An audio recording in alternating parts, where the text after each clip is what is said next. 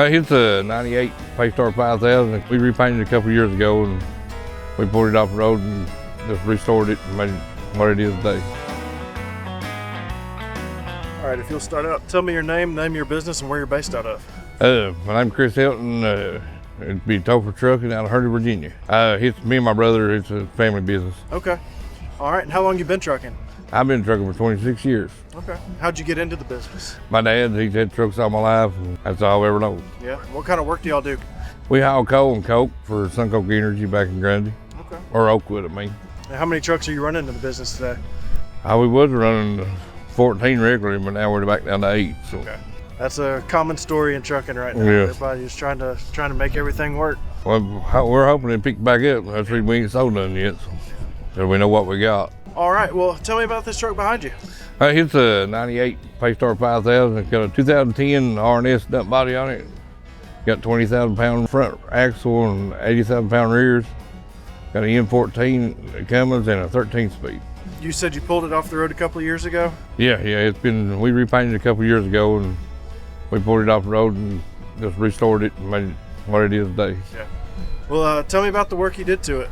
We painted it, put hardwood floors in it, custom made the kick panels under the dash.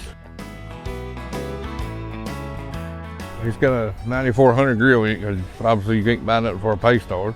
And we double bumpered it and just, a whole bunch of stuff. Is the grill bar, is that something that would come on the PayStars, or is that something you added? No, that's factory. Most of them come with that right there. Okay. We double bumpered it. Most of them they come with a single bumper and we put two on it. All right, and how many miles does the truck have on it? He's got, I believe this has got 210,000 miles on it. In the coalfields we go by the hours instead of the miles, because most of the time we just run around in a circle. Right, yeah. Real slow. Yeah.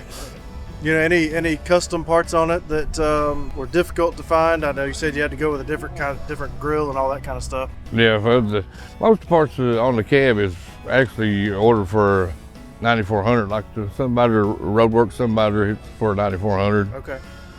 And the pieces on the side of the doors and everything, most of them's ordered for 9400. So it's difficult to find. You have to do a lot of measuring and stuff to make sure to fit.